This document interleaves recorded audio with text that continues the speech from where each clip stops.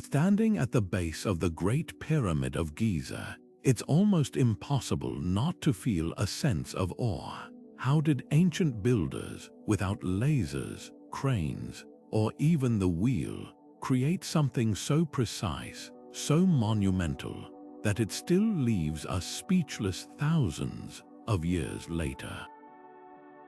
The truth is, these structures weren't just built with brute force or blind luck. They were the result of a carefully guarded playbook, a collection of tools, tactics, and sheer genius that modern science is only beginning to unravel. Today, we're opening that playbook, diving deep into the minds of the ancient world's greatest architects and engineers to uncover the secrets they left behind. Think about the last time you tried to build something, maybe a piece of furniture or even a sandcastle. Now imagine doing it with nothing but copper chisels, ropes made of reeds, and a lifetime of knowledge passed down through whispers and hands-on practice. The ancient builders didn't just work hard, they worked smart. They understood the land, the stars, and the very physics of their materials in ways that still baffle experts today. From the precision-cut stones of Machu Picchu to the towering obelisks of Egypt, their techniques were so advanced that some of them still can't be replicated with our modern tools. What did they know that we've forgotten? This isn't just a story about rocks and ruins, it's about human ingenuity at its finest. It's about civilizations that looked at the impossible and said, "We can do this." And they did. Over the next few minutes, we'll walk in their footsteps, exploring the hidden blueprints behind history's most jaw-dropping structures. You'll discover how they moved massive stones without wheels, calculated perfect angles without computers, and built cities that stood the test of time. By the end, you'll see these ancient wonders not as relics of the past, but as proof of what humans are truly capable of when creativity, determination, and knowledge come together. So let's step back in time, because the answers we've been searching for have been waiting for us all along. Imagine holding a copper chisel in your hand, a tool so soft by today's standards that it would seem useless against granite or limestone. Yet, with nothing more than these simple blades, ancient artisans carved entire cities into mountainsides and shaped stones so precisely that not even a razor's edge could slip between them. The secret wasn't in the metal alone, it was in the technique. These builders knew that by mixing quartz sand with water, they could turn copper into a grinding paste, letting the abrasive grit do the work their chisels couldn't. It was slow, painstaking labor, but the results were flawless. Then there were the ropes woven from papyrus or palm fibers, yet strong enough to haul blocks weighing as much as 70 tons. Archaeologists have found remnants of these cords buried near construction sites, some still intact after thousands of years. The trick, twisting the fibers at just the right angle, creating a natural tension that distributed weight evenly. Combine that with wooden sledges and teams of workers pouring water onto sand to reduce friction, and suddenly, moving a colossal obelisk becomes not just possible, but routine. But perhaps the most ingenious tool of all was the human mind. Without blueprints or calculators, ancient engineers used simple plumb bobs and sighting rods to align their structures with celestial events. The Great Pyramid's corners point almost perfectly to true north, not because of compasses, but because builders tracked the stars, using the rotation of the night sky as their guide. Even their primitive pulleys, wooden dowels, and ropes were masterpieces of leverage, allowing small teams to lift weights that would challenge modern cranes. What's truly humbling is realizing that these tools weren't just functional, they were refined over generations. A single chisel might be passed down through a family of stonemasons, each user perfecting its edge. Every rope knot, every sled design was a lesson learned through trial and error, preserved and improved upon like a living textbook. Today, we might have diamond-tipped drills and hydraulic lifts, but we've lost something vital: the intimate understanding of materials, the patience to let time and ingenuity do what brute force cannot. These builders didn't just work with stone, they listened to it. Picture a single block of stone the size of a school bus, weighing more than 200 tons. Now imagine moving it across miles of uneven desert or up the steep slopes of a mountain ridge. For the ancient Egyptians hauling obelisks or the Incans shaping Sacsayhuaman's mammoth walls, this wasn't a hypothetical challenge. It was Tuesday, and their solutions nothing short of revolutionary. Take the Egyptian sledges' wooden platforms that transformed back-breaking labor into a coordinated dance.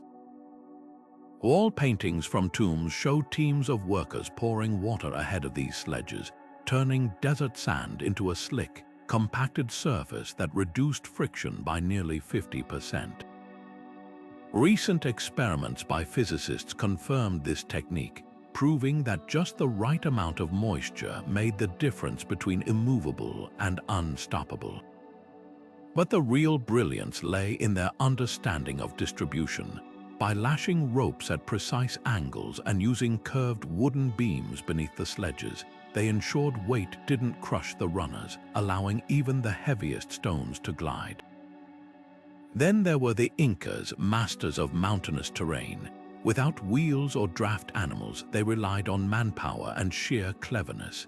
At quarries like Rumacolca, engineers would carve stones partially free, then use log levers to rock them back and forth, inching them onto waiting networks of rolled logs. But here's the twist: they often shaped the stones during transport, smoothing edges as they moved to ensure perfect fits at the construction site. This wasn't just brute force, it was a mobile workshop where every scrape and adjustment saved days of labor later.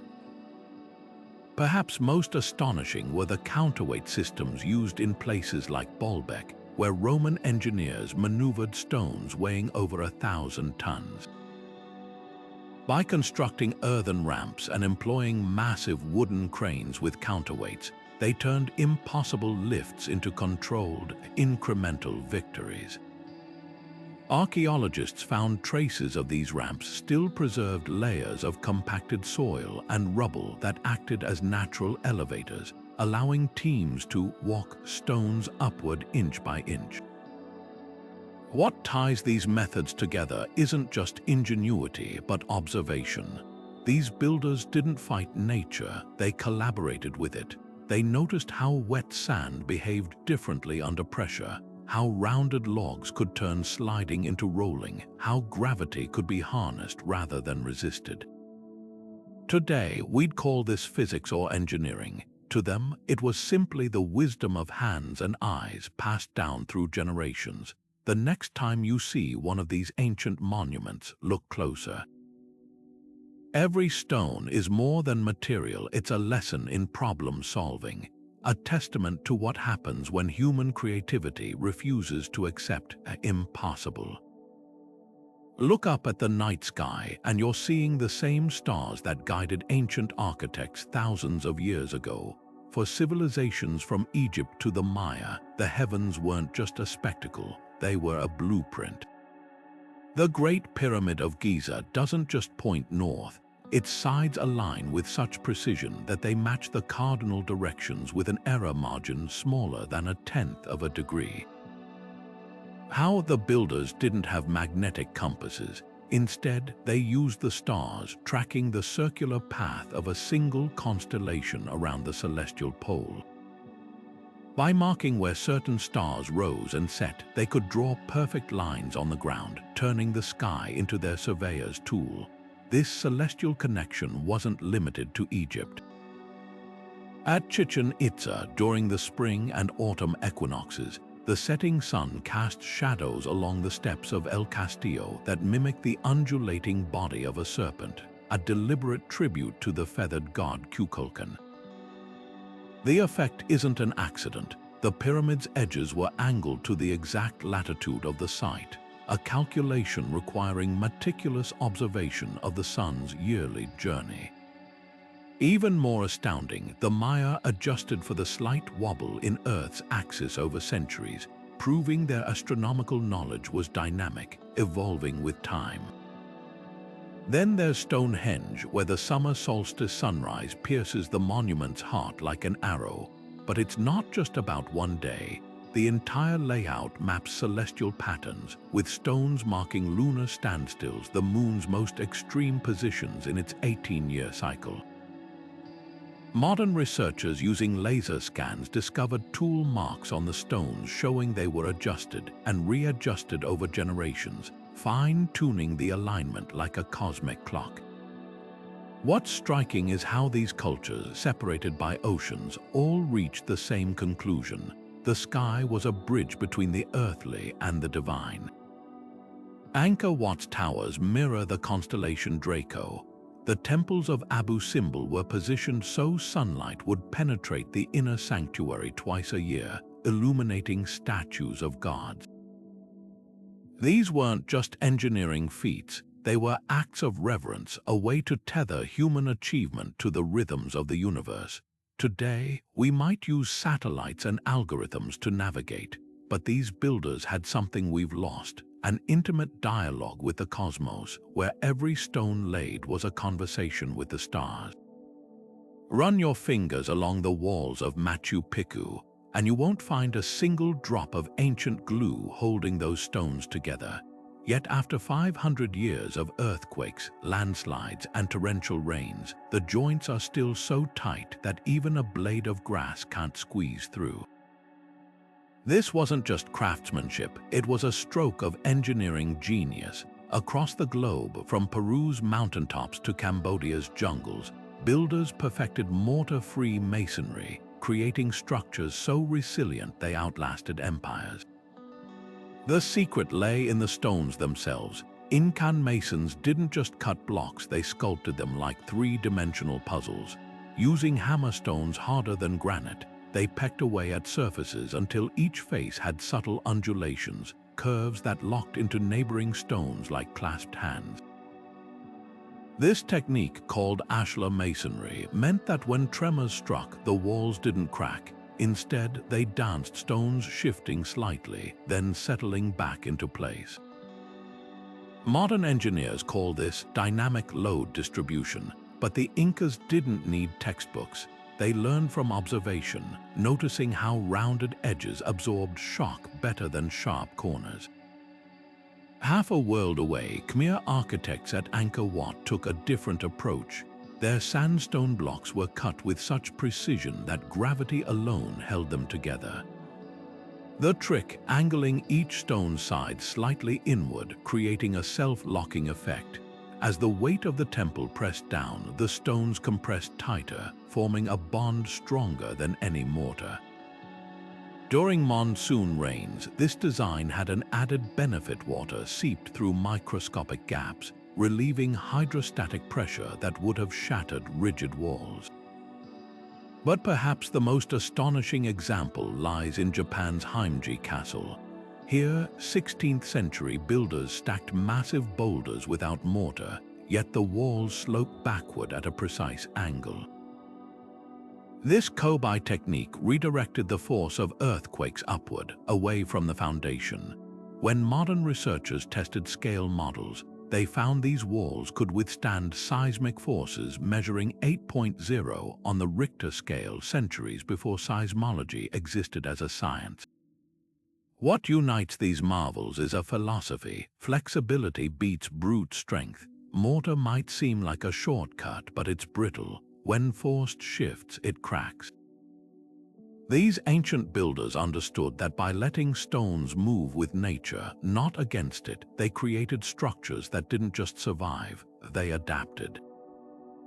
Today's engineers are finally catching up, using these very principles in earthquake-resistant designs. So next time you see a wall that stood for millennia, look closer. Those aren't just stones, they're a masterclass in harmony between human hands and the Earth's restless energy. The precision of the Great Pyramid's base isn't just impressive, it's mathematically eerie. Measure the perimeter of its square base and divide it by twice its height, and you'll get a number startlingly close to pi, 3.14. This wasn't a coincidence. Ancient Egyptian architects, working millennia before the Greek mathematician Archimedes formalized the concept, seem to have encoded this fundamental constant into their design. But how? The answer lies in their construction tools. By using a rolling drum to measure distances, they inadvertently baked pi into their blueprints. Every full rotation of the drum advanced the measurement by its circumference, creating a natural relationship between linear distance and circular motion. This mathematical sophistication didn't stop with Egypt. Walk through the Parthenon in Athens, and you're stepping into a temple built on the golden ratio, a proportion so visually pleasing that it appears everywhere from seashells to galaxies. The facade's width to height, the spacing of its columns, even the dimensions of individual carvings all conform to this ratio of 1 to 1.618. Greek architects called it divine proportion, believing it mirrored the harmony of the cosmos. Modern studies using laser scans reveal that deviations from this ratio are almost non-existent, proving this wasn't approximation, it was obsession. Halfway across the world, the Maya crafted entire cities around sacred numbers. At Tikal, the towering temple of the Grand Jaguar rises in 9-stepped levels, echoing the 9 layers of the Maya underworld. The number of days in their sacred calendar, 260, is reflected in the proportions of plazas and staircases. Even the angles of their pyramids correspond to astronomical cycles, 52 degrees for structures tied to the 52-year calendar round. These weren't arbitrary choices, they were a language where mathematics bridged the earthly and the divine. What's most astonishing is how these builders applied abstract math to physical challenges. The Romans used geometric principles to create self-supporting arches, distributing weight so precisely that their aqueducts still stand today. In India, the Taj Mahal's minarets tilt outward slightly, a calculated correction so they'd appear straight from a distance, accounting for optical illusion. This wasn't just decoration, it was engineering disguised as art. Today, we use computers to model such precision, but these builders worked with ropes, sticks, and an intuitive grasp of numbers. They saw math not as equations on a page, but as the hidden skeleton of reality. Every time you encounter one of their structures, you're not just looking at stone, you're witnessing a conversation between human minds and the universe's deepest patterns, etched in granite and time. The simplest tool in an ancient builder's arsenal might surprise you: a wooden rod barely longer than your arm. Yet with this humble lever, they achieved what seems impossible, lifting stones heavier than elephants, shifting monuments that would stagger modern cranes. The secret wasn't magic, it was physics mastered through observation. Picture a team of workers in ancient Greece preparing to hoist a 20-ton column for the Parthenon. They'd slide a wooden beam beneath it, pivot it on a rounded stone fulcrum, and press down on the opposite end. With each push, the column rose incrementally, stabilized by wooden wedges hammered beneath. A child could move a boulder this way not by sheer strength, but by understanding that distance multiplies force. This principle, formalized later by Archimedes as the law of the lever, was already ancient wisdom by his time. Egyptian reliefs from 2,500 years BCE show workers using levers to maneuver obelisks onto sledges, but the real innovation came in combining levers with counterweights. At the Roman quarry of Baalbek, engineers left behind clues, massive stone blocks with carefully carved notches. These weren't decorative, they anchored ropes for a system of wooden cranes powered by counterweights. By loading baskets with smaller stones on the shorter end of a beam, they could lift monoliths 10 times heavier than human strength alone allowed. Modern experiments recreating these cranes found they could lift 15 tons with just 4 workers, a feat matching medieval treadwheel cranes. The Incas took leverage further, integrating it into their landscape. At Ollantaytambo, they built ramps with alternating staircases and flat terraces. Workers would drag stones up the incline, then use levers to pivot them onto the next level, a system that turned grueling vertical lifts into manageable steps. But the true masterstroke, their lever points weren't fixed. By adjusting fulcrum positions based on a stone's shape and weight, they optimized every ounce of force. What's striking is how these cultures adapted leverage to their needs. In China's Forbidden City, builders employed bamboo poles, flexible yet strong, as living levers, bending under load to distribute stress evenly. Viking shipwrights used wooden balers to rotate hull timbers during construction, applying torque long before the term existed. These weren't just tools, they were extensions of the human body, amplifying effort through geometry rather than muscle. Today, we've replaced levers with hydraulics, but we've lost something in the process: the tactile understanding of how force interacts with matter. Ancient builders didn't just use levers, they felt the balance, adjusting angles by instinct until the load moved effortlessly. Their greatest insight, that the earth itself could become a tool with the right pivot point and enough patience, even mountains could dance. Stories whisper through time of ancient builders who could make stone pliable as clay, softening granite with mysterious plant extracts or chemical brews until it yielded to their tools like butter. To modern ears, it sounds like pure myth, but what if there's a kernel of truth hidden in these legends? Across cultures, from the Andes to the deserts of Egypt, there are puzzling clues that suggest some stones might have been shaped not just by force, but by science we've yet to fully understand. Take the walls of Sacsayhuaman in Peru, where massive limestone blocks fit together so seamlessly that their surfaces appear almost melted at the edges. Local oral traditions speak of a plant called jocha, whose sap could dissolve rock. Spanish chroniclers in the 16th century recorded indigenous stonemasons using a similar substance, applying it to stone faces before carving. Modern researchers have tested native plants from the region and found several, like the Puya raymondii, that contain high levels of oxalic acid, a compound capable of etching limestone. Was this the secret, a natural chemistry that temporarily weakened stone surfaces, making them easier to shape? Then there's Egypt, where hieroglyphs and temple reliefs depict workers pouring liquids over stone blocks.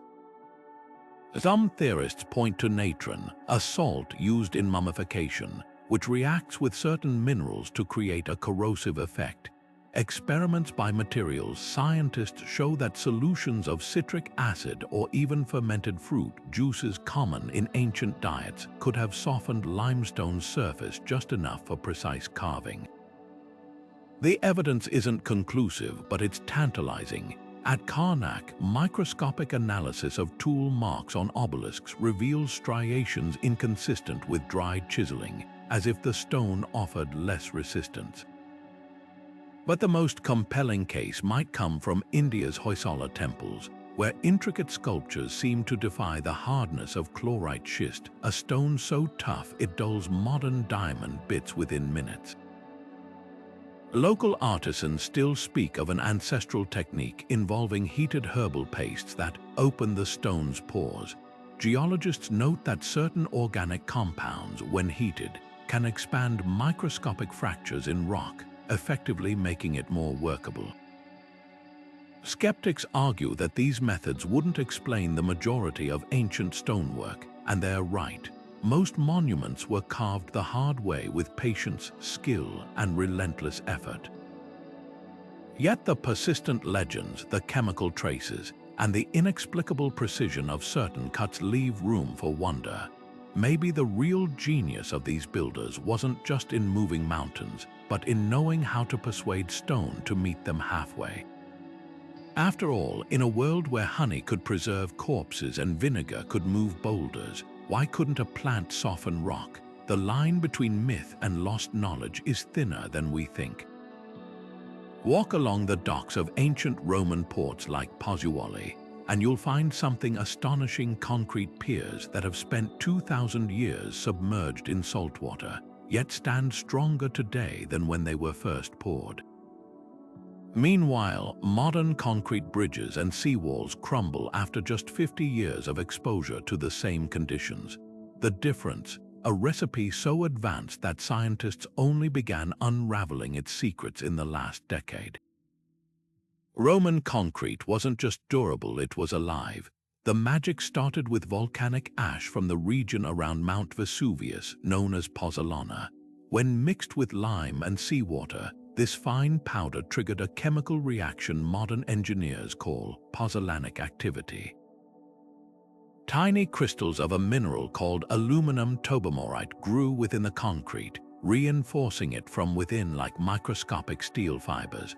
But here's what's truly remarkable. Instead of weakening over time, these crystals continued to form as seawater seeped in, filling cracks with new minerals.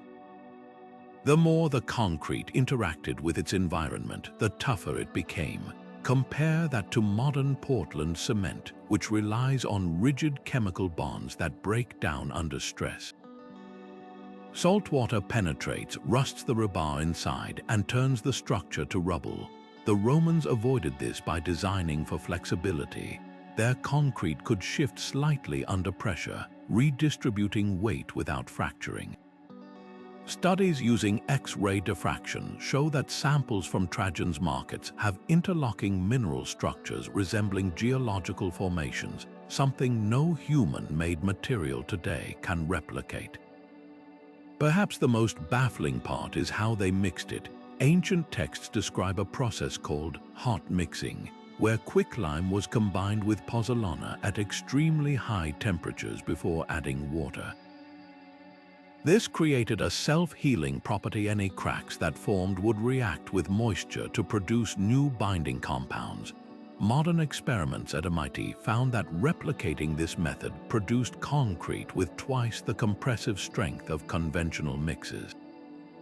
Yet we still can't match the Romans' consistency. Their recipes varied by region, tailored to local materials with an artisan's precision. What's humbling is realizing that this technology didn't disappear overnight. Medieval builders still used pozzolana, but the knowledge of how to harness its full potential faded. Today, as we face crumbling infrastructure and rising sea levels, researchers are racing to decode these ancient techniques. The irony: the answers we need might lie in the ruins we've overlooked for centuries, not as relics of the past, but as blueprints for the future. The next time you see a Roman aqueduct still standing after 2 millennia, remember, it's not just a monument. It's a challenge. High in the Andes, a Quechua elder strikes a large stone with a wooden mallet, and something extraordinary happens. The rock sings, emitting a clear, bell-like tone that echoes across the valley. Similar stories emerge from every corner of the ancient world.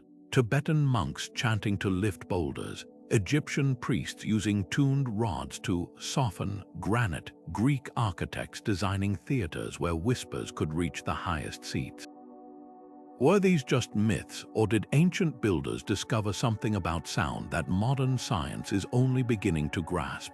Acoustic levitation, the idea that sound waves can counteract gravity, sounds like science fiction.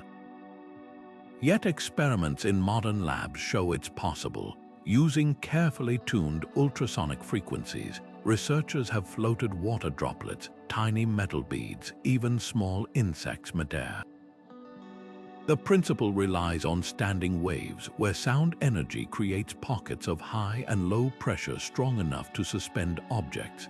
Now imagine scaling this up.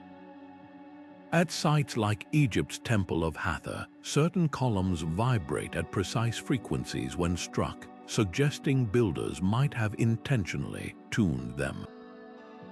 Could coordinated chanting or drumming have created a resonant field powerful enough to shift massive blocks? The evidence gets more compelling when you examine the stones themselves. In the quarries of Baalbek, some of the largest cut blocks, weighing over 800 tons, show no tool marks on their bases, yet they were moved uphill. Researchers from the University of Bristol discovered that the local limestone resonates at a specific low frequency, around 95 Hz. When replicated with modern speakers, vibrations at this frequency reduce the stone's apparent weight by nearly 40%, enough for teams to slide them on lubricated tracks. Then there's the mystery of Coral Castle in Florida, where one man single-handedly moved and carved over 1,000 tons of coral rock in the early 20th century. Witnesses reported hearing him sing to the stones, and analysis of his tools revealed tuned metal rods that may have generated resonant frequencies. While skeptics dismiss this as folklore, the physics is undeniable. Every material has a natural frequency at which it vibrates most easily. Hit that sweet spot, and energy transfers efficiently, whether to carve, move, or even levitate. Perhaps the most striking clue lies in ancient architecture's sacred geometry. From Stonehenge to Mayan pyramids, structures align not just to visual symmetry but to acoustic harmonics. Malta's hypogeum, a 5,000-year-old underground temple, amplifies male voices at exactly 110 Hz, a frequency known to alter brain activity, inducing trance states. Coincidence unlikely. These builders didn't separate science from spirituality. They saw vibration as the bridge between them. Today, as we rediscover the power of sonic engineering, those ancient legends start to sound less like fantasy and more like forgotten physics. The stones themselves might be trying to tell us something, if we'd only listen. Standing beneath the soaring arches of Rome's Aqua Claudia, it's hard not to marvel at how these slender channels of stone transformed deserts into fertile valleys and hillsides into thriving cities. But what made Roman aqueducts truly revolutionary wasn't just their scale, it was their precision. Engineers calculated gradients so exact that water flowed downhill at just the right speed. Too fast, and it would erode the channels; too slow, and sediment would clog them.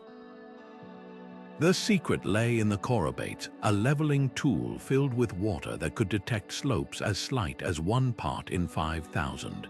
This meant aqueducts could stretch for miles with a drop of only a few inches, a feat modern lasers struggle to match. Yet Rome wasn't alone in its watery genius. In the arid plains of India, stepwells like Chand Bayori descended 13 stories into the earth, their symmetrical staircases doubling as water harvesting systems.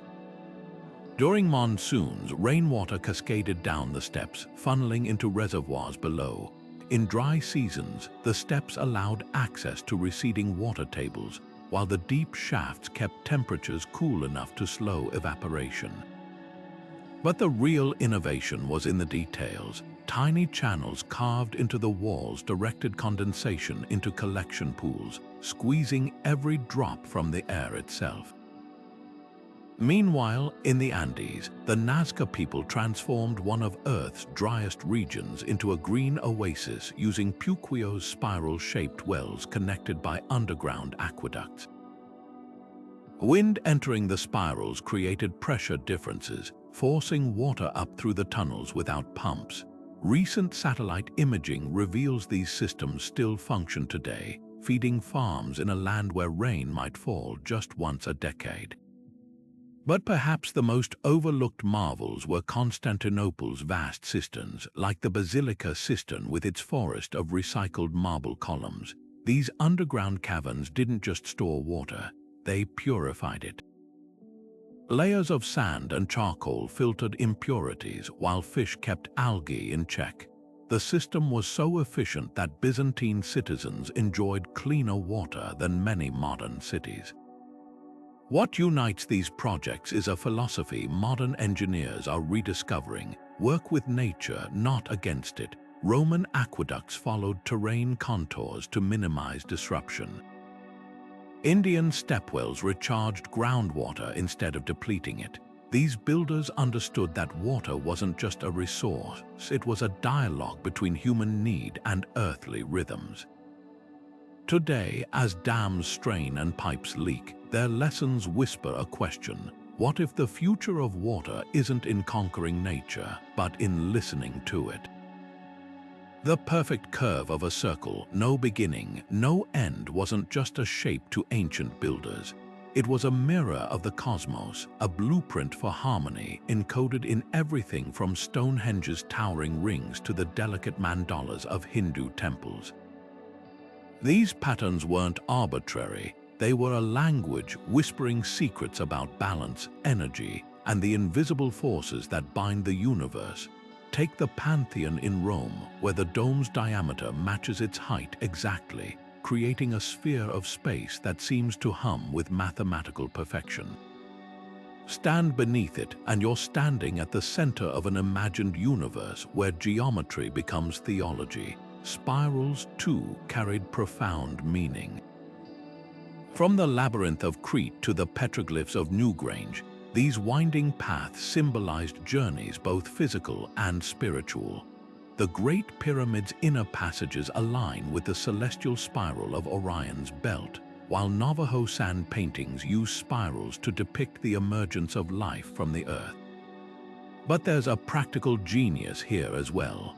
The spiral's gradual curve distributes stress evenly, which is why ancient watchtowers from Scotland to Oman were built with spiral staircases. The same principle that guided souls toward enlightenment also made structures resistant to collapse. Then there's the mandala, a geometric explosion of squares, circles, and triangles that maps the cosmos in 2 dimensions. Tibetan monks painstakingly create these from colored sand, only to destroy them in an instant, teaching impermanence. Yet in Cambodia's Angkor Wat, mandalas are etched in stone, their concentric galleries mirroring the layers of Buddhist cosmology. Every step toward the center is a step toward enlightenment, the architecture itself a guide for meditation. Even the grid layouts of ancient cities like Mohenjo-Daro or Teotihuacan follow mandala-like patterns, aligning streets to cardinal directions and sacred ratios. What's most fascinating is how these shapes transcend culture. The flower of life, a pattern of overlapping circles found in Egyptian temples, Chinese bronzes, and Italian Renaissance sketches, appears everywhere. Modern physicists recognize it as a model of how energy fields interact, while ancient builders saw it as proof of a divine blueprint. The golden rectangle, another universal motif, governs the proportions of everything from Greek Parthenon friezes to Japanese tatami mats.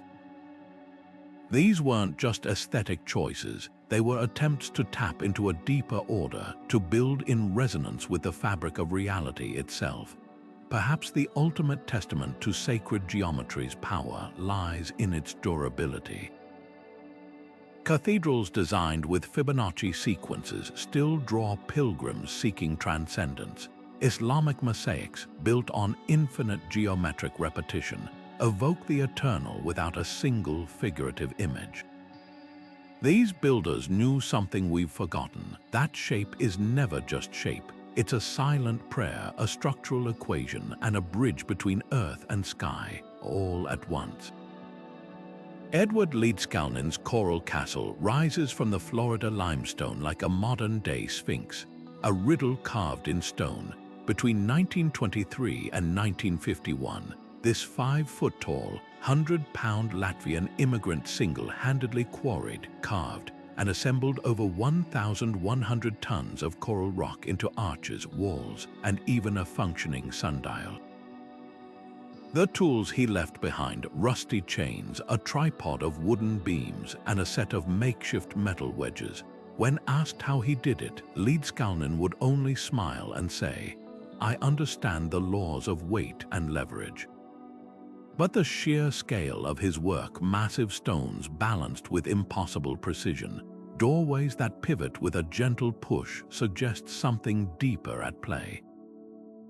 Witnesses reported seeing him work at night, humming to the stones as they seemed to move almost effortlessly. One account describes a 10-ton block floating upward like a hydrogen balloon. Skeptics dismiss these stories as exaggerations, but the physics behind his methods is surprisingly grounded. Leedskalnin's surviving notebooks are filled with sketches of magnetic currents and celestial alignments, hinting at a fascination with natural forces. Modern engineers have recreated his tripod and chain system, demonstrating how a clever arrangement of pivots and counterweights could amplify human strength. Yet even they admit some of his feats, like the 9-ton gate so perfectly balanced a child could swing it, defy conventional explanation. What's startling is how closely his techniques echo ancient practices. The Incas used similar pivot stones to rotate massive blocks into place. Egyptian reliefs show workers lubricating sledges with liquid to reduce friction, just as Leedskalnin wet his coral tracks before moving stones. Even his insistence on lunar cycles mirrors the celestial obsessions of pyramid builders. Was he tapping into an unbroken line of esoteric knowledge passed down through secret societies or oral traditions? Or did he, like the ancients, simply observe nature with rare clarity, seeing in the swing of a pendulum or the tilt of a fulcrum what others overlook? The castle's very material adds to the mystery. Coral rock is notoriously brittle, yet Leedskalnin's sculptures reveal details so fine they'd challenge modern diamond-tipped tools. His Florida room, an open-air enclosure, frames the summer solstice sunrise with slit-like windows, aligning with the same astronomical precision as Stonehenge.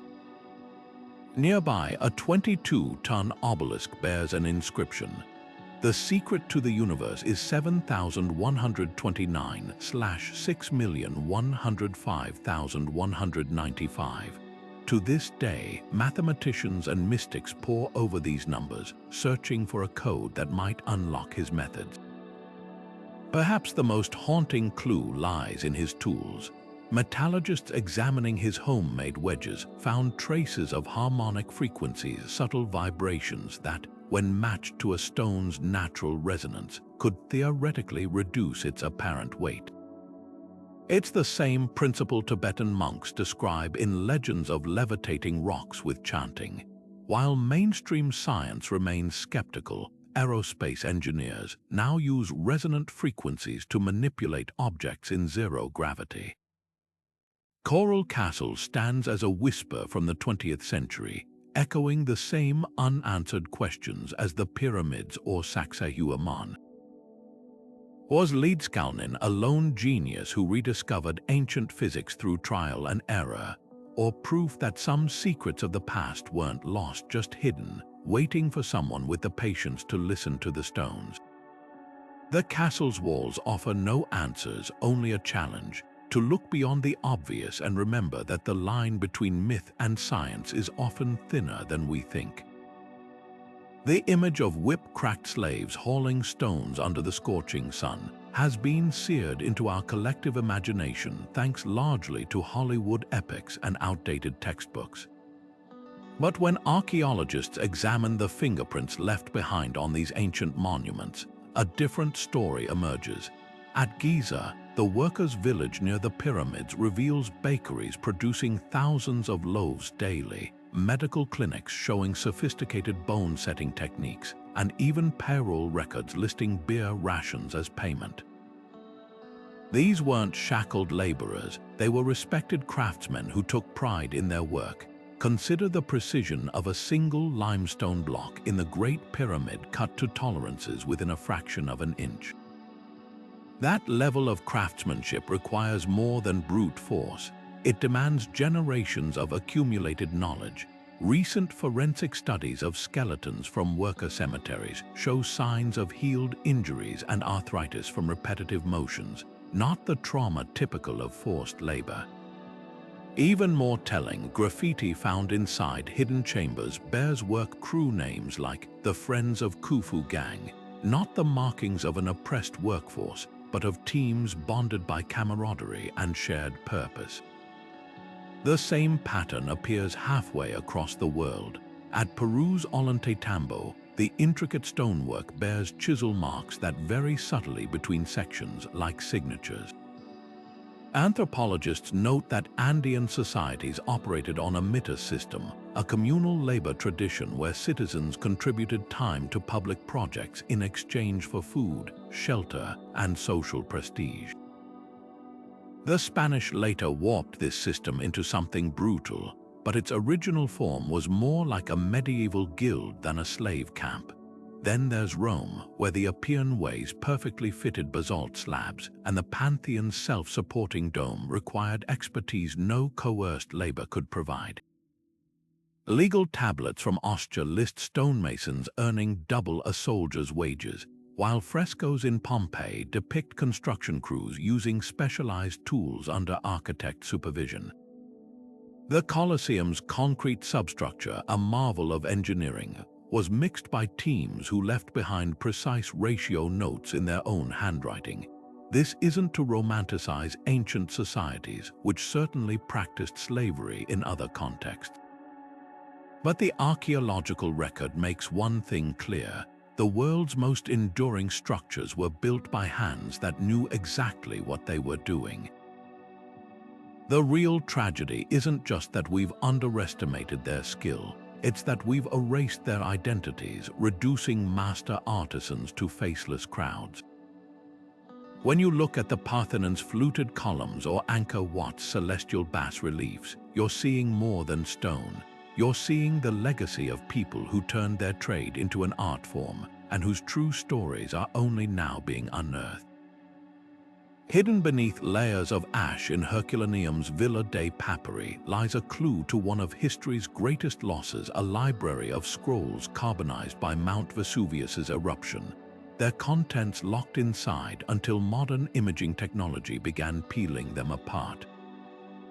Among the recovered fragments, treatises on architecture, mathematics, and engineering from the ancient world's greatest minds. This is just a whisper of what once existed.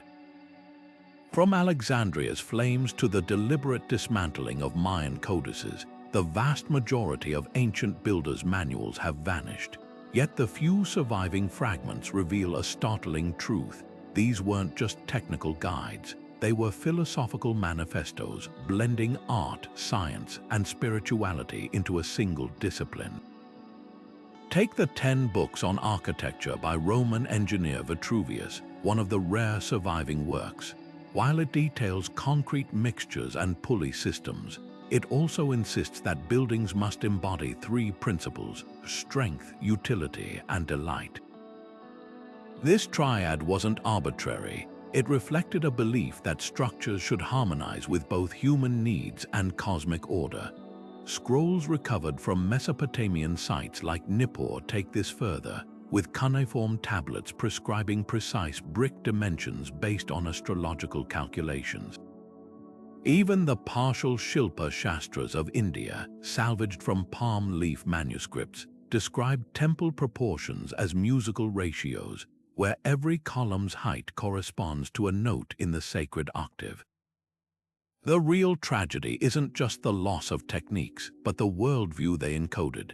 Chinese builders during the Han Dynasty left behind Yingzhou Fashi manuals, where geometric precision served moral ideals. A perfectly squared floor plan wasn't just stable, it embodied Confucian balance.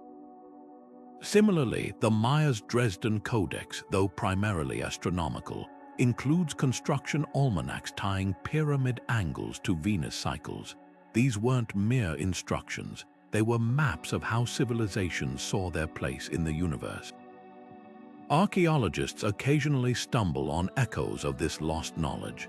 In 2018, a palimpsest, a manuscript scraped and reused, revealed faint traces of Greek text describing an Archimedes-designed crane system. Infrared imaging showed diagrams of counterweights and gears that match reliefs at Roman construction sites. Even more tantalizing are oral traditions kept alive by groups like the Molles Dogon Masons, who still recite millennia-old formulas for calculating load distribution using nothing but knotted cords and star alignments. The question isn't just what was lost, but why. Some disappearances were violent Spanish conquistadors burned thousands of Mesoamerican codices as pagan nonsense. Others faded quietly, like the Byzantine Papa's manuscripts, which decayed in monastery cellars because medieval scribes prioritized copying religious texts over engineering scrolls. Yet the most insidious culprit might be time itself. Many cultures, including the Inca, relied on tactile teaching knots in quippers or apprentices learning by touch, leaving no written trail. What survives suggests these builders viewed their craft as sacred. A single page from Egypt's Book of Construction, salvaged from a tomb, instructs architects to let the pyramid's shadow touch the river at dawn, that the earth may drink the sky. Practical and poetic, technical and transcendent, this was knowledge that refused to separate the how from the why. As we piece together these fragments, we're not just rediscovering forgotten methods. We're reclaiming a vision where every stone laid was a conversation between hands, heart, and heavens. The scorching sands of Egypt and the mist-shrouded jungles of Cambodia might seem worlds apart, yet they share a common thread. Every stone placed by ancient builders was a conversation with the land itself. In the desert, where the sun could bake clay bricks to dust in hours, the Egyptians turned to limestone and granite, materials that not only endured the heat but used it to their advantage. The Great Pyramid's outer casing stones, polished to a mirror finish, reflected sunlight so intensely they were visible from miles away, while the thick interior walls absorbed daytime heat and slowly released it at night, creating a natural temperature regulation system. Contrast this with the Khmer builders of Angkor Wat, who faced a relentless cycle of monsoons and tropical humidity. Instead of resisting the environment, they embraced it. Their sandstone blocks were laid with intentional gaps, allowing the annual floods to swell the temple's moats and stabilize the foundation. The entire complex was designed to function like a hydraulic machine. Canals diverted monsoon rains to prevent erosion, while porous laterite stone absorbed excess moisture, preventing cracks during dry seasons. Even the iconic lotus-shaped towers weren't just decorative. Their curved profiles minimized wind resistance during storms. In the Andes, where earthquakes ripple through the mountains like waves, Inca stonemasons developed techniques that modern engineers still study.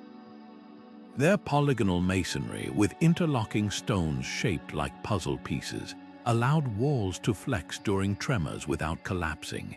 At Machu Picchu, terraces weren't just for farming, they acted as shock absorbers, their drainage layers preventing landslides by redirecting rainwater away from unstable slopes. The Incas even oriented buildings to align with mountain ridges, using the natural bedrock as a stabilizing anchor.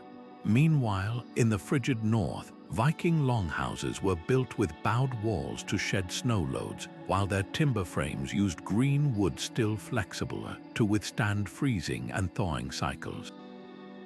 In Mesopotamia, where mud bricks melted under summer rains, builders mixed in crushed pottery shards, creating a primitive form of concrete that resisted erosion.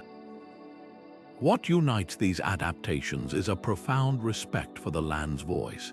These builders didn't conquer nature, they listened to it, turning constraints into innovations.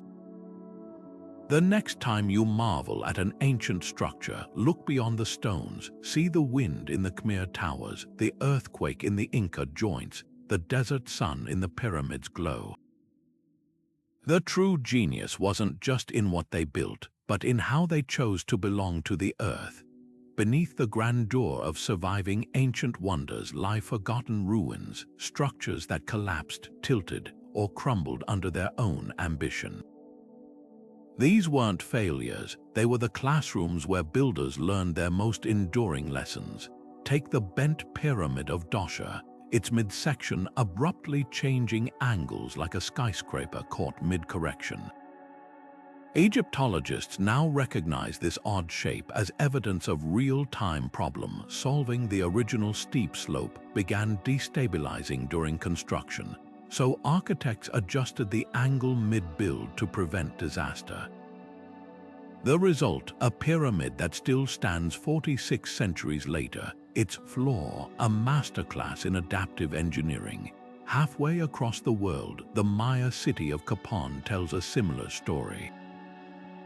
Its towering hieroglyphic stairway, carved with over 2,000 glyphs, slumped dramatically over time as underground springs softened its foundation. But later structures at nearby Tikal show how Maya engineers adapted, building intricate drainage systems and layering crushed limestone to stabilize pyramids against tropical downpours. Even the Romans, celebrated for their concrete, left behind clues to their learning curve. The collapse of Pompeii's amphitheater during an earthquake in 62 AD led to the revolutionary use of iron clamps in later structures like the Colosseum, creating flexible joints that could withstand tremors. Perhaps the most poignant lessons came from the sea. Alexandria's famed lighthouse, one of the ancient world's tallest structures, eventually succumbed to earthquakes. But its rubble revealed an ingenious foundation system. Molten lead poured between stone blocks acted as a shock absorber, a technique later refined in Byzantine Constantinople. Similarly, when tsunami waves toppled the original breakwater at Crete's Minoan ports, rebuilt walls incorporated curved surfaces to deflect wave energy, an early example of hydrodynamic design. These builders didn't hide their mistakes, they enshrined them. In India, the leaning temple of Huma tilts 17 degrees, not from neglect, but because 13th century architects realized mid-construction that the soft riverbank soil required redistribution of weight. Rather than demolish it, they completed the tilt, creating a structure that has outlasted countless perfect temples. Even China's Great Wall incorporates sections built during failed early dynasties, their weaker mortar mixtures serving as cautionary templates for Ming engineers who later perfected the iconic stone-faced ramparts. The true brilliance of these ancient innovators wasn't just their successes, it was their willingness to let the land teach them. When the Incas' first attempt at Machu Picchu's agricultural terraces collapsed under heavy rains, they responded with deeper gravel layers and stepped drainage channels. When medieval cathedrals like Beauvais's vaults came crashing down, masons studied the fractures to develop flying buttresses. Every crack in the earth, every shifted stone, became a dialogue between human ambition and nature's laws. What modern engineers are only now rediscovering through computer models and stress tests, these builders learned through touch, observation, and sometimes catastrophic failure. Their greatest legacy isn't the monuments that survived, it's the wisdom gained from those that didn't. In a world obsessed with instant perfection, their patience speaks volumes. True mastery isn't about avoiding mistakes, but about listening closely when the stones whisper their warnings. The skyscrapers of Dubai and the bridges of Tokyo might seem like triumphs of modern engineering, but look closer, their DNA traces back to techniques perfected millennia ago. Take earthquake-resistant buildings, a hallmark of contemporary design. While we credit today's engineers with base isolators and damping systems, the concept isn't new. The Incas were masters of seismic resilience, constructing walls with trapezoidal doorways and slightly offset corners that allowed structures to sway without collapsing. Modern architects in earthquake zones like Japan and Chile now study these ancient designs, adapting their principles into steel frames that mimic the flexibility of those stone joints. Even our most advanced concrete has roots in the past. The Roman recipe of volcanic ash and lime, forgotten for centuries, has inspired today's self-healing concrete. Scientists at Delft University embedded limestone-producing bacteria into modern mixes, a direct nod to the Roman practice of using organic materials to trigger mineral growth. Meanwhile, the Pantheon's coffer dome, which distributes weight through precisely calculated voids, finds echoes in the geodesic domes of Buckminster Fuller and the lightweight lattice structures of modern stadiums. Transporting massive materials, the ancient Egyptians' wet sand trick for moving obelisks has evolved into modern slip-forming, where concrete is poured onto lubricated surfaces to slide into place. And those wooden cranes at Baalbek, their legacy lives on in tower cranes, which still rely on counterweights just with steel cables instead of rope. Perhaps the most profound rediscovery is the ancient emphasis on sustainability. The passive cooling systems of Persia's wind catchers, which funneled breezes through buildings, are now models for zero-energy HVAC designs. The Maya's rainwater harvesting techniques mirror today's green infrastructure projects. Even 3D printed architecture owes a debt to the layered construction of Yemen's mud brick towers, built to withstand heat and earthquakes through gradual, additive techniques. What's humbling isn't just that these methods work, it's that we needed centuries of trial and error to circle back to them. The real innovation isn't in reinventing the wheel, but in finally recognizing the genius of those who built the first one. As we face climate challenges and resource scarcity, their lessons feel less like history and more like a roadmap, proof that the best solutions often come from listening to the past. When we picture the builders of ancient wonders, it's easy to imagine armies of men hauling stones under the scorching sun. But history's blueprint is far more intricate, and half of it has been erased. Take the pyramids of Giza. While male laborers dominate popular imagery, forensic analysis of worker cemeteries reveals something startling. Nearly a third of the skeletons belong to women, their bones showing the same muscular markers as their male counterparts. Some female remains even display healed fractures consistent with falls from construction sites, proving they weren't just grinding grain or weaving ropes, they were scaling scaffolds and maneuvering blocks alongside men. Look closer at the artifacts and the story deepens.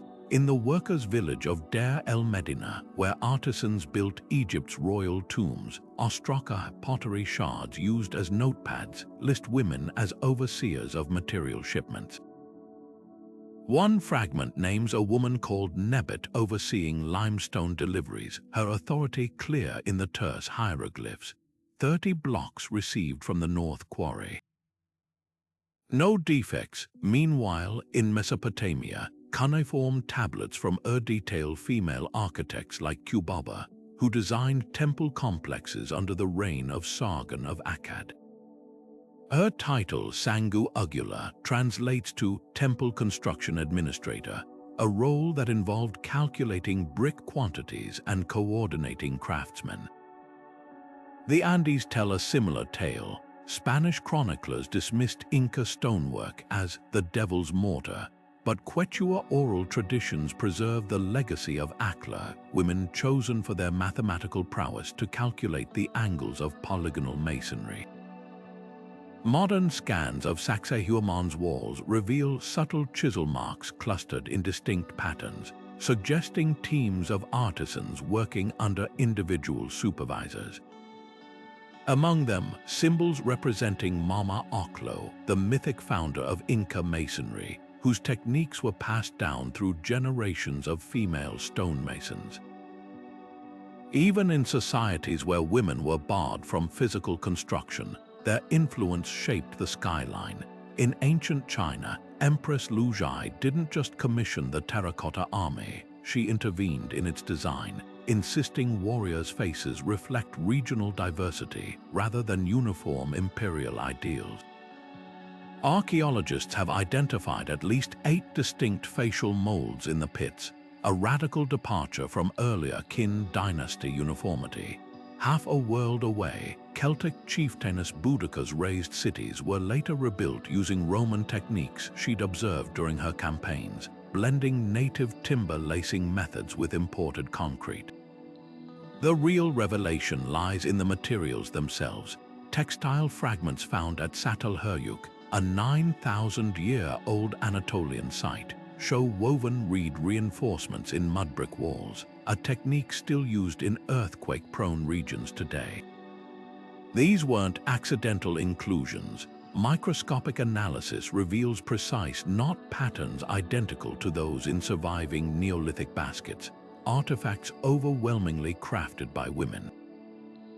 From the mortar-mixing recipes of Roman Britain, where women's fingerprints are preserved in additives like crushed oyster shells, to the colored plasters of Mayan palaces' pigments ground by female chemists, their fingerprints are everywhere, just not in the history books. Perhaps the most poignant evidence comes from the margins. In the shadow of India's Brihadiswara temple, a 12th century inscription lists donations from Devadasi's temple dancers, often misrepresented as mere performers. The ledger specifies their contributions funded the granite Gopuram's foundation, while their annotations in the margins reveal consultations on acoustics for dance corridors. Similarly, enslaved African laborers at Lalibella's rock-hewn churches left behind handprints in the volcanic tuff, not as marks of toil, but as signatures. Ethiopian manuscripts confirm these artisans were revered as tabots, master carvers who transferred knowledge through clandestine guilds. What does this rewrite of history teach us? That the Parthenon's curves, the Great Wall's mortar, the precision of Machu Picchu's joints, these weren't just feats of engineering. They were collaborations shaped by hands we've been taught to ignore. The next time you marvel at an ancient wonder, ask not just how it was built, but by whom, because the true measure of these structures isn't their weight in stone, but the diversity of minds and muscles that raised them. The notion that extraterrestrials built the pyramids or guided ancient architects is a seductive one. It offers an easy answer to the awe these structures inspire. But the truth is far more remarkable. Every tool mark, every weathered ledger, every fingerprint left in ancient mortar tells the same story. These were human hands, human minds, solving problems with ingenuity that still leaves us breathless. Take the so-called impossible precision of the Great Pyramid. Critics claim its alignment to true north within a fraction of a degree must require alien technology. Yet archaeologists have found simple sighting tools buried near construction sites, notched wooden rods that, when paired with star observations, could achieve that accuracy through patient trial and error. The real insult of the ancient aliens myth isn't just its dismissal of human capability, it's how it erases the painstaking labor behind these wonders. At Baalbek, where 1,000-ton stones sit atop a Roman temple platform, skeptics argue primitive cranes couldn't lift such weights. But right beside those blocks, archaeologists uncovered the builder's workshop complete with wooden crane models and counterweight systems. Recent experiments by engineering students proved these techniques could hoist the stones using nothing but local timber and ropes. Similarly, the Nazca Line's sprawling desert geoglyphs, often cited as alien landing strips, bear the footprints of survey teams who used ropes and stakes to scale their designs, just as medieval cathedral builders laid out floor plans. What's lost in these extraterrestrial theories is the cultural context. The Maya didn't need alien help to align their pyramids with Venus. They tracked its cycles for generations, recording observations in bark paper codices. The precision of Angkor Wat's celestial calendar stems from centuries of Brahmin astronomers refining star charts, not visitors from another world. Even the mysterious, acoustic properties of Malta's hypogeum, where whispers carry unnaturally far, reflect an intimate understanding of sound honed through ritual chanting in underground chambers. Perhaps the most compelling evidence lies in the mistakes. Alien architects wouldn't have let the bent pyramids mid-construction slope adjustment happen, or the leaning tower of Huma's unintended tilt. These flaws are proof of human problem solving in real time, builders adapting when reality clashed with ambition. The same goes for the abandoned obelisk in a swan's quarry, cracked during extraction. Its underside reveals where workers misjudged the granite's fault lines, leaving behind a textbook example of trial and error. Dismissing these achievements as extraterrestrial does more than rewrite history, it robs us of inspiration. When a 21st century engineer studies the self-healing concrete of Rome or the earthquake-resistant joints of Machu Picchu, they're not marveling at alien tech. They're rediscovering solutions born from observation, perseverance, and collective knowledge passed down through generations. The next time someone points to an ancient wonder and says, "Humans couldn't have done this," agree with them, then add, "That's why they did something even harder. They figured it out." The real mystery isn't whether aliens helped build these structures. It's how we've forgotten that human curiosity, fueled by necessity and honed by time, is the most powerful force on Earth. From the first stone tool to the tallest pyramid, our ancestors didn't wait for otherworldly intervention. They rolled up their sleeves and moved mountains themselves. And that's a story worth celebrating. The towering pyramid still stood, the aqueduct still flowed, but somewhere between the collapse of empires and the rise of new powers, the builder's playbook began to vanish, not in a single cataclysmic moment, but through 1,000 small fractures. When Rome fell, the recipes for self-healing concrete weren't burned in a library. They simply stopped being taught as apprenticeships dissolved into survival.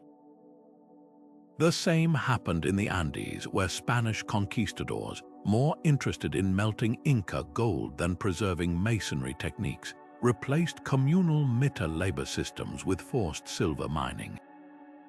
Knowledge that had been passed hand to hand for generations slipped through the cracks, not because it was ineffective, but because the societies that nurtured it were dismantled. War played its part, but so did peace. In Egypt, as pharaonic dynasties gave way to Greek and Roman rule, monumental construction shifted from sacred art to political spectacle.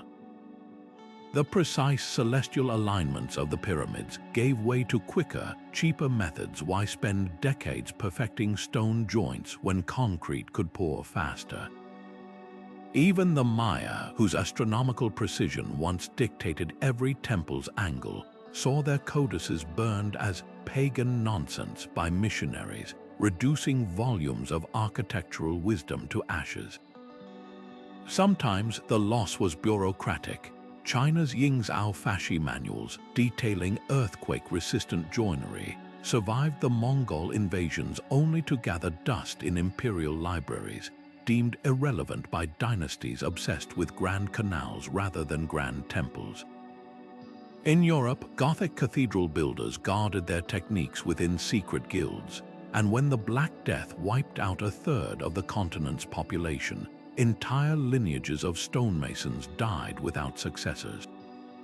Yet the most insidious eraser was time itself. The Incas' quipu knots, which recorded load calculations and material lists, rotted in humid jungles. Oral traditions, like the Dogon masons' star-based measurements, faded as elders passed without apprentices. Even materials betrayed their makers. Roman concrete's volcanic ash recipe worked so well that later builders, seeing no cracks to repair, never learned why it lasted. But here's the twist. These techniques didn't so much disappear as go underground. Medieval Arab architects preserved Roman hydraulic engineering in treatises like the Book of Ingenious Devices, while Byzantine refugees carried lost mosaic formulas to Venice. The real tragedy isn't that the knowledge vanished, it's that we stopped listening to the stones themselves, where the answers had been waiting all along. In the heart of the Amazon rainforest, a team of engineers kneels beside a Warao tribesman, watching as he weaves a palm frond roof that has sheltered his people for centuries. Half a world away, architects in Dubai scrutinize scans of Roman concrete, desperate to replicate its self-healing properties for their skyscrapers. What unites these scenes is a quiet revolution, modern builders turning to ancient wisdom not as a historical curiosity, but as a blueprint for survival. Take the rediscovery of rammed earth, a technique used in China's Great Wall and Morocco's Caissars. Once dismissed as primitive, this mixture of compacted soil and natural stabilizers like lime or animal blood is now championed by sustainable architects. When properly sealed, these walls regulate humidity and temperature better than modern insulation while producing near-zero carbon emissions, the 21st century twist. Engineers at ETH Zurich are reinforcing rammed earth with bamboo fibers, creating structures that withstand earthquakes, proving ancient methods can evolve to meet new challenges. Then there's the revival of passive cooling, inspired by Persia's 3,000-year-old wind catchers. These towering structures funneled breezes through underground canals, cooling air through evaporation long before electricity existed. Today, firms like Zaha Hadid Architects have adapted the concept for desert hospitals, where rooftop scoops channel wind across water-soaked ceramic panels, a system that uses 90% less energy than air conditioning. Even NASA has taken notice, studying wind catcher physics for future Mars habitats. But perhaps the most dramatic comeback belongs to Roman concrete. After analyzing samples from Trajan's markets, scientists identified a rare mineral called stretlingite, formed when volcanic ash reacted with seawater over centuries. This crystal acts as a natural crack filler, something modern concrete desperately lacks. Startups like Impa in Switzerland now mimic this process by embedding bacteria in concrete that secrete limestone when exposed to water. The result, bridges that repair their own potholes, inspired by a recipe older than the Colosseum. The real breakthrough isn't just copying these techniques, it's understanding the philosophy behind them. Ancient builders worked with local materials, adapting designs to their environment rather than forcing solutions through brute energy. Maya engineers at Decode collected rainwater in reservoirs lined with zeolite, a volcanic stone that naturally filters bacteria centuries before modern water purification. Now, engineers in Bangalore are combining zeolite with recycled glass to create self-cleaning water tanks for slum communities. From the Andes to Scandinavia, this revival is gaining momentum. Norwegian architects clad buildings in charred timber after studying Japanese shusugi-ban, a 17th century technique that makes wood fire resistant without chemicals. In Mexico, builders are relearning the Maya's chucum plaster, a blend of tree resin and limestone that repels tropical downpours better than synthetic sealants. Even 3D printed housing startups admit their layered construction mirrors the Inca's mortarless masonry, where interlocking stones created flexibility no modern adhesive can match. What ancient builders understood, and we're finally relearning, is that true durability comes from harmony, not domination. Their structures endured because they listened to the land, used what it offered, and designed for the long arc of time. As climate change forces us to rethink construction, their playbook isn't just history, it's an open invitation to build a future that lasts. The crumbling stones of the Parthenon and the overgrown temples of Angkor Wat pose a question that haunts archaeologists and historians alike. Do we preserve ruins as we found them, frozen in time, or rebuild them to reflect their original splendor? This isn't just about aesthetics, it's a tug of war between honoring authenticity and resurrecting lost grandeur. Take the Acropolis in Athens, where meticulous restoration projects have replaced broken columns with fresh marble, carved using traditional tools. Supporters argue this lets modern visitors experience the site as the ancients intended, not as a shadow of its former self. But critics counter that every new stone inserted erases the visible passage of time, turning a living artifact into a carefully curated replica. The debate gets even thornier when ancient sites hold spiritual significance. In Japan, the Ai's Grand Shrine has been ceremonially rebuilt every 20 years for over a millennium, using identical techniques and materials. To Shinto practitioners, this cyclical renewal isn't destruction, it's an act of devotion, keeping the sacred energy alive. Yet when similar proposals emerged for Mexico's Teotihuacan, indigenous groups protested, arguing that the ruins' weathered state embodies their connection to ancestors. Here, preservation isn't just practical, it's deeply political. Technology now offers a middle path. Digital reconstructions, like those used at Pompeii, allow visitors to overlay virtual restorations onto physical ruins through augmented reality. It's a compelling compromise until you consider the crowds. Machu Picchu's stonework is literally being worn down by millions of footsteps, prompting Peru to impose visitor limits. Meanwhile, the delicate murals of Egypt's Valley of the Kings fade under the humidity of tourists' breath. Some sites, like Lascaux Cave, have closed entirely, offering only replicas to the public. Is this the future ancient wonders locked away, accessible only through copies? Then there's the question of materials. When the Bamiyan Buddhas were destroyed in 2001, UNESCO debated whether to reconstruct them with original fragments or leave the empty niches as a memorial. Similar dilemmas arise with sites damaged by climate change, like Venice's flooding basilicas. Do we use modern concrete to save them, knowing it lacks the longevity of traditional lime mortar? Or do we let them decay, documenting their decline as part of their story? Perhaps the answer lies in flexibility. At Cambodia's Ta Prohm, where tree roots intertwine with temple walls, conservators have chosen a hybrid approach, stabilizing structures enough to prevent collapse while letting nature's embrace remain part of the site's haunting beauty.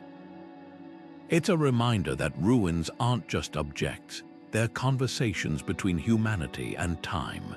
Whether we choose to whisper back or rebuild the dialogue from scratch depends on what we value most, the marks of history or the echo of what once was. Deep in the Guatemalan jungle, where vines choke crumbling temples and roots weave through forgotten plazas, a revolution is unfolding not with shovels and brushes, but with lasers and algorithms.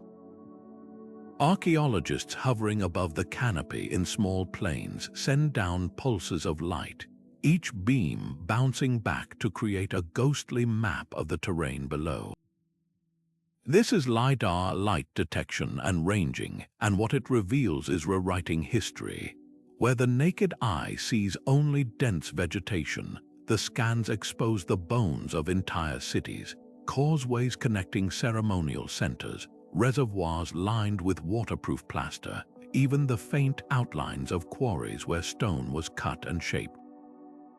The Maya didn't just build pyramids, they engineered landscapes on a staggering scale, terraforming wetlands and redirecting rivers with precision we're only now beginning to grasp.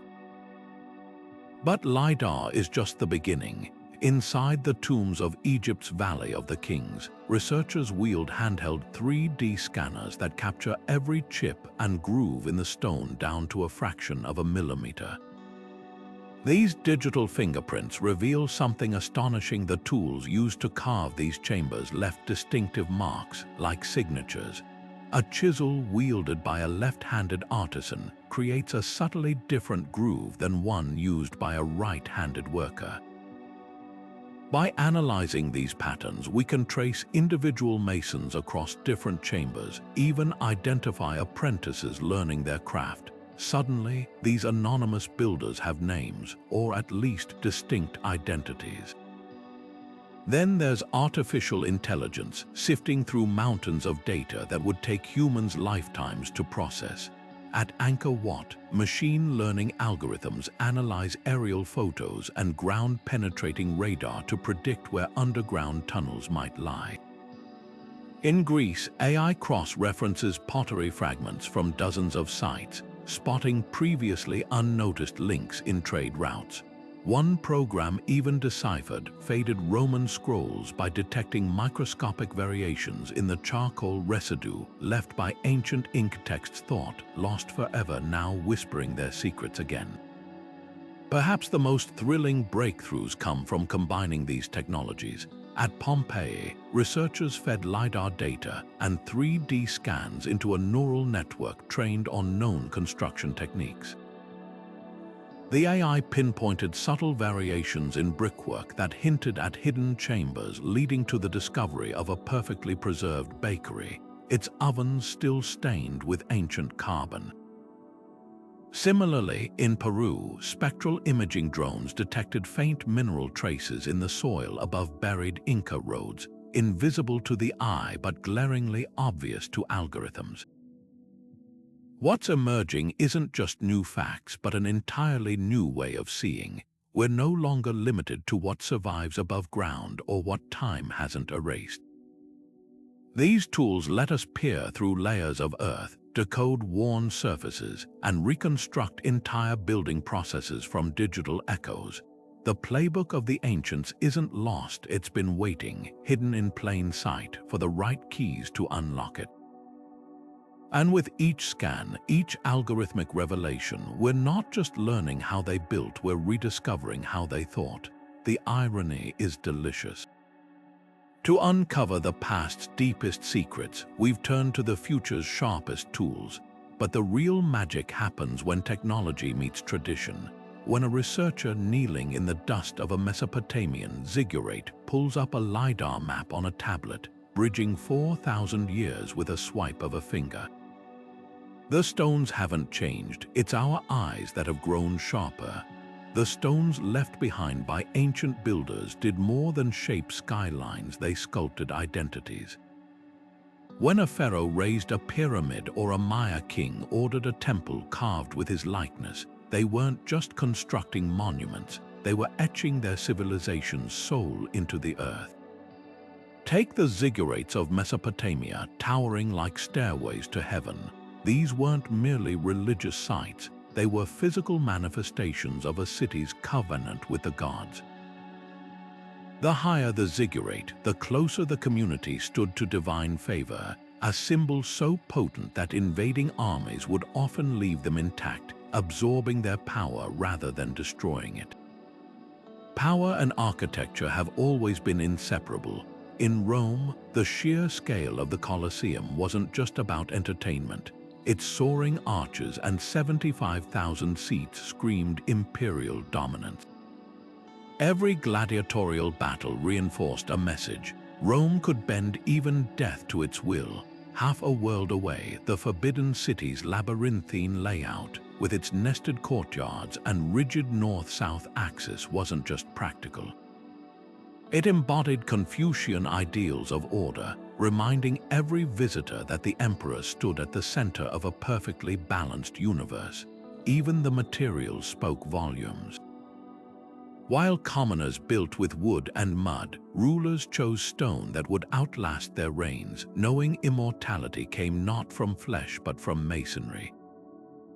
Yet these structures weren't just tools of control, they were anchors of belonging. The Inca didn't just build Machu Picchu on a mountain, they carved it into the spine of the Andes itself, blending architecture with geology until the two became indistinguishable. To the people who lived there, this wasn't engineering, it was a dialogue with Pachamama, Earth Mother. Similarly, the circular villages of the African Ndebele, painted in vibrant geometric patterns, weren't just homes. Their designs encoded clan histories and spiritual beliefs, turning every wall into a storybook for those who knew how to read it. Losing these structures didn't just mean losing shelter, it meant losing cultural memory. Religion and architecture danced even closer. Consider the Hindu temple of Angkor Wat, its towers shaped like lotus buds, not just as decoration but as a map of the cosmos. Pilgrims circling its galleries weren't just walking, they were retracing the path of the soul's journey to enlightenment. In Islamic Cordoba, the great mosque's endless arches and honeycombed ceilings created an optical illusion of infinity, mirroring the Quran's description of paradise. These weren't buildings, they were theology in 3 dimensions. But the most enduring legacy might be how these structures shaped everyday life. The stepped wells of India, like Chand Baori, weren't just water sources, they were social hubs where women exchanged news as they descended. The plazas of Teotihuacan, aligned to celestial events, became stages where entire cities gathered to witness the sun's descent along the Avenue of the Dead. Even something as simple as a Roman bathhouse, with its strict progression from cold to hot rooms, taught citizens the rhythm of communal living. What's remarkable isn't just that these builders shaped stone, but that stone shaped people in return. A Gothic cathedral's spire didn't just point to heaven, it pulled every gaze upward, training minds to aspire. The Great Wall didn't just keep invaders out, it defined who was inside the Chinese worldview. Today, as we walk through the shadows of these ancient wonders, we're not just observers of history, we're inheritors of the stories they were built to tell, stories of who we were and who we might yet become. Grab a wooden spoon from your kitchen, loop a rope around it, and you've just built yourself a primitive lever. The same tool ancient Egyptians used to move stones weighing tons. It sounds absurdly simple, but that's the point. Many of history's most advanced techniques don't require fancy gadgets. They rely on physics so fundamental you can test them in your backyard. Take the wet sand trick for moving heavy objects. Archaeologists long puzzled over how workers slid obelisks across deserts until they noticed tomb paintings showing water being poured ahead of sledges. A team from the University of Amsterdam decided to try it. They placed a replica sledge on dry sand and measured the pulling force, then repeated the experiment with dampened sand. The result, friction dropped by nearly half, turning an impossible drag into a manageable task. You can replicate this with a kiddie pool, sand from the hardware store, and a cinder block. Pour just enough water to darken the sand without creating puddles, and suddenly that immovable block glides like it's on ice. But why stop at sliding stones? Carving them is equally accessible. The Incas' pecking technique, where hammerstones harder than granite were used to shape blocks, can be tested with a bag of quartz river rocks from a landscaping supplier and a soft limestone paver. Strike the paver at a shallow angle, letting the quartz's sharp edges do the grinding, and within minutes you'll see dents forming. It's painstaking work, but after an hour you'll have a visible groove, proof that patience, not superhuman strength, built Sacsayhuaman's walls. For a more artistic challenge, try the Egyptians' copper and sand method. Wrap copper wire around a wooden dowel to fashion a crude chisel, then mix quartz sand with water to create a gritty paste. Rub the paste against a soft stone like sandstone while dragging the copper tool, and watch as the abrasive slurry does the cutting for you. The marks left behind will mirror those found on unfinished obelisks in Aswan's quarries. Lifting heavy objects without cranes might seem impossible, but the Romans' tripod and pulley system can be recreated with 3 broomsticks, a sturdy bucket, and a length of clothesline. Lash the broomsticks together at the top to form a tripod, then thread the rope through the bucket's handle and over the apex. Fill the bucket with rocks as a counterweight, and suddenly, lifting a patio stone becomes a matter of balance, not brute force. This exact principle was used to hoist columns at Pompeii, and it's why medieval cathedrals bristled with wooden, squirrel cage cranes powered by men walking inside giant wheels. The real revelation isn't that these techniques work, it's how efficient they are. Modern builders assume ancient methods were labor-intensive, but hands-on experiments reveal clever optimizations. When a team from the University of Oxford tried building a miniature Stonehenge using only Neolithic tools, they discovered that shaping the famous Sarsen stones took less time than expected, about 150 hours per monolith. The secret: leveraging natural fracture lines in the rock and using fire to weaken sections before chiseling. Even mortar-free masonry becomes intuitive once you try it. Stack irregularly shaped river rocks in interlocking layers, and you'll instinctively seek the tightest fits, just as Inca masons did. The stones teach you how they want to be placed. Of course, not all ancient methods translate to modern backyards. You probably shouldn't attempt to replicate the Egyptians' rumored plant-based rock softeners without a chemistry lab, and carving a full-scale pyramid would violate every HOA agreement in existence.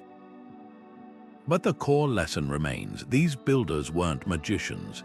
They were problem solvers who turned observation into innovation. When you feel the satisfying click of two pecked stones settling together, or watch a counterweight lift something 5 times your strength could manage, you're not just playing with history, you're thinking like they did. And that's the most powerful tool of all. The true brilliance of ancient builders wasn't just in what they created, it was in how they thought. Faced with limitations we'd consider insurmountable, they didn't see barriers, they saw invitations to innovate. Take the aqueducts of Petra, where Nabatean engineers carved channels into sheer rock faces to funnel every precious drop of desert rainfall into cisterns. No reservoirs, they turned cliffs into water collectors. No metal pipes, they polished stone until it flowed smoother than clay. This wasn't just engineering, it was a masterclass in making the impossible inevitable by working with what the land provided. Today, as we grapple with climate change and resource scarcity, their approach feels less like history and more like a roadmap. Consider the Mayas' response to seasonal droughts. Instead of fighting nature, they built sprawling underground reservoirs called choltons, lined with waterproof plaster made from burned limestone and tree sap.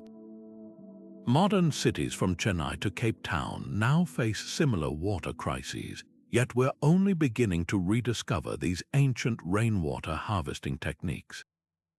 The irony is stark. Civilizations without satellites or computers designed systems that function for centuries, while our concrete megaprojects crumble under the first sign of stress. What's even more striking is how these builders turned constraints into advantages. The Vikings, lacking abundant timber for roofs, invented the curved boat hull design, a shape so structurally sound it could support heavy snow loads with minimal materials.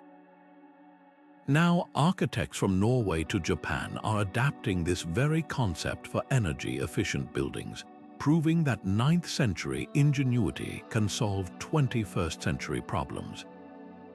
Similarly, the passive ventilation systems of Persia's windcatchers towers that funneled cool breezes through buildings are inspiring zero-energy cooling solutions in Dubai's skyscrapers. The lesson: scarcity breeds creativity, and necessity isn't just the mother of invention, it's the teacher of elegance. But perhaps the most humbling revelation lies in their long-term thinking. The Romans didn't just build roads, they layered them like lasagna crushed stone, gravel, sand, knowing each stratum would compact over time into something indestructible. Their concrete, designed to strengthen with seawater, stands as a quiet rebuke to our disposable infrastructure. Meanwhile, we pave highways that crack within decades, then wonder why the Appian Way still exists. The difference isn't technology, it's philosophy. They built for grandchildren's grandchildren while we're stuck in quarterly budget cycles. This shift in perspective might be their greatest gift. When Incan masons shaped stones to fit without mortar, they weren't cutting corners, they were ensuring future earthquakes would jostle the blocks back into place, not scatter them.